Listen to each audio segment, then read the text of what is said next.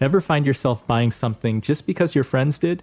That's the power of social influence, a force so potent it shapes not just our likes and dislikes, but also our spending habits.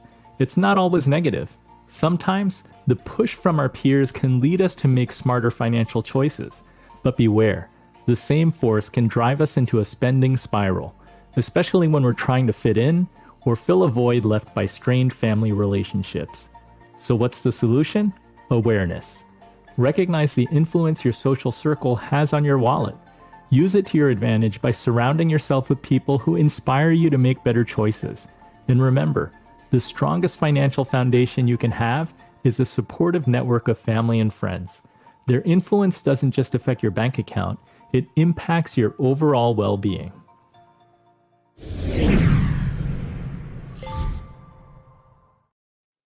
George, I know that life planning seeks answers to questions that many financial advisors typically don't address. And on this topic, not totally related, but in that video, it's talking about how our network, how our friends and family might influence our purchases. I was just curious, can you talk a little bit about life planning and like the big questions that get asked? Sure. Yeah, and you'll see why this cuts through a lot of the impulses to buy. There are many exercises in life planning, but the one that you're probably referring to and that's most famous, most well known, is something we call the 3 questions.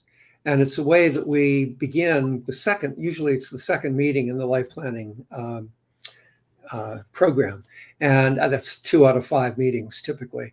And in that second meeting, the first question we ask is, if you had all the money you needed, what would you do with your life? How would it shift? So there you get to play with all of those things that your friends and the consumerization of society calls you to. And then we ask a deeper question after you've answered that question. So the first one's really very materialistic. The second question is, if you only had 5 to 10 years left to live, the doctor suddenly surprises you with that piece of information. But you'll be as healthy as you are right now, but you won't know. Somewhere between 5 and 10 years from now, you're just going to keel over. What would you do then? How would you live your life? And I think you can see that things shift right away there. And then the third one goes really profoundly deep. That's pretty deep as it is, but the third one goes even deeper because it's a reflection on you only have 24 hours left to live. The doctor suddenly surprises you that you had a rare ailment and all you have left is 24 hours. The question is not what you would do. The question is reflecting on what you'd anticipated doing with your life, on reflecting on who you'd anticipated becoming in your life. What did you miss? Who did you not get to be? What did you not get to do? And it's on those last couple of questions that the life plan is envisioned with the client. So that the things that they are most profoundly impactful in their life are accomplished and in relatively short order. Those are profoundly deep questions. And I think ones that can kind of clarify what our life vision is so that we're not competing with the Joneses or trying to keep up with the Joneses. Judith, can you talk a little bit about the psychology of social conformity and its impact on spending? It's huge. Social conformity is huge. It actually goes back more, if I look at evolutionary psychology, because way back when we weren't civilized in these cities and things like we are now, we lived in tribes or whatever, the more people you had around you, the more connections you had, the more likely you were to live. So actually the social connections, being liked by people, having that people around you in that way is actually very hardwired into our brains, is it's really critical for our survival.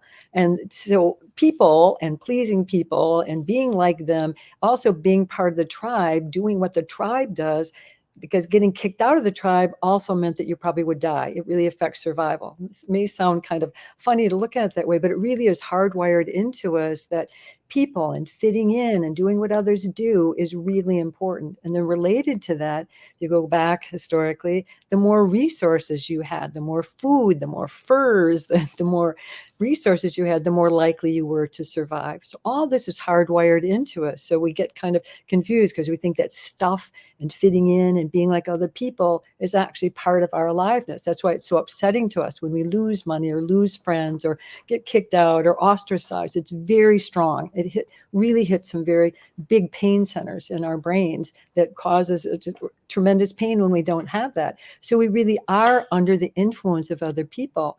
And what the research is finding, the social proof, all those external social cues help us make decisions kind of based on that. So everything from reviews or the star ratings or testimonials or statistics, celebrity endorsements, they tend to kind of increase our trust, and we're more likely to spend because we think the brain kind of short circuits this because the brain's kind of lazy, and it helps kind of the brain decide, oh, this is good for me. Everybody else is doing it. This is cool. And the brain doesn't have to work so hard to weigh all the pros and cons. It gives us kind of a sense of trust. It reduces that uncertainty when we see what other people are doing and we want to do what they're doing.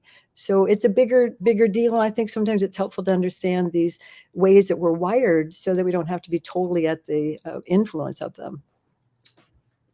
As a financial advisor, working with clients, those who have issues with spending more than they should be, I think usually we're looking at, we're trying to create a spreadsheet to provide a clearer example or demonstration that, look, if you stay on this course, you are at risk of running out of money, or you are at risk of not having the financial stability that you're seeking.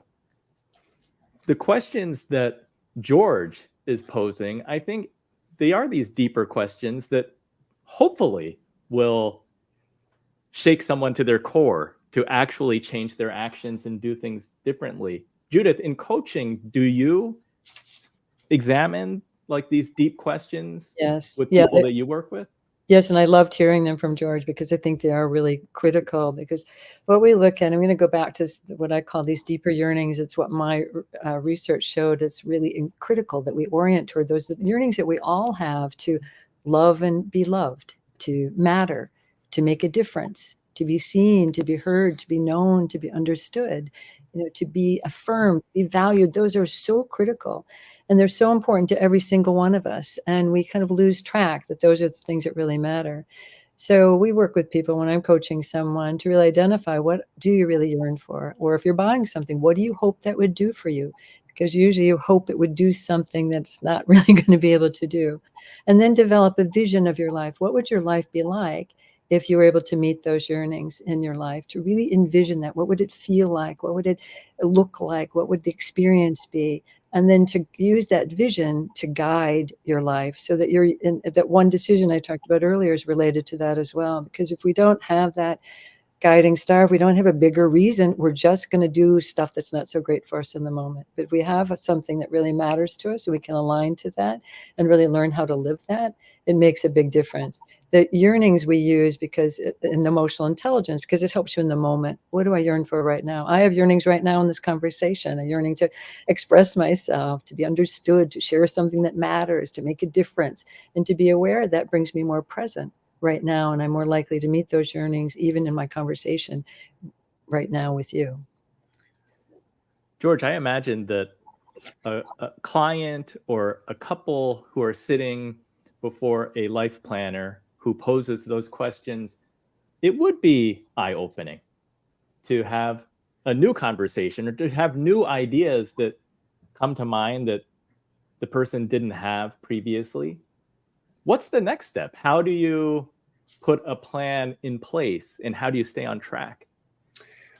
Andy, I'm going to back up just a bit, because I think there's a step even before that visioning, and that is something that Carl Rogers called unconditional positive regard. And that's the kind of listening that you want from a financial advisor, from a life planner, so that you just speak what it is that you are passionate about. There's very little questioning in that process. The advisor says hardly anything at all. But the client comes away feeling that they've had the best conversation they've ever had. That's one of the most common responses to that first meeting. And then in the second meeting, we articulate the vision and go really close with it. And what you were talking about here, the video, and then Judith's talking about people, the influence of people. The number one thing that people come out of that meeting with is a vision of family, friends, is of connection, of relationship. There are 5, we call these things the 5 pursuits. There's family, there's creativity, there's values, there's community, and then there's environmental issues. And the next step, once that vision has to be so on fire for the client that they can't say no to it. And that's what we train people to do. It becomes so exciting, so palpable in that second meeting. And so the third meeting is overcoming the obstacles. Now, there you might have some emotional triggers, because when you ask the client what could possibly get in the way of your accomplishing this, they often say, just me, and then you talk with them about that, and you go through, well, what are those things that would get in your way, and how can we overcome them? So that third meeting, we go through and we overcome the obstacles. And that's part of beginning to put the finances together as well.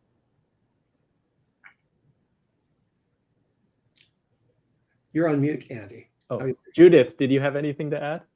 Yeah, I'm just excited about this conversation. So thanks for asking, because I think this is pretty critical. And what I'm also looking at is one of the things that we do, and I do in my coaching and our programs that we have, is that it's related to everything that we're talking about. The more I can be aware in the moment of what it is that I really yearn for, this moment, that I can feel that. So I don't need to wait for some future goal. I don't need to even wait till I save money. I'm more likely to save money. I don't need to wait till I accomplish something. That I can be satisfied in this moment right now, when I'm more conscious, when I'm more mindful, and when I know what that deeper yearning is, and I know what my feelings are. There's something about that satisfaction in the moment that then leads to better decision making, because I'm not looking to these externals to make up for something. I'm not looking to them to make me feel better. I'm not looking at that as like thinking it's some magical solution to my pain.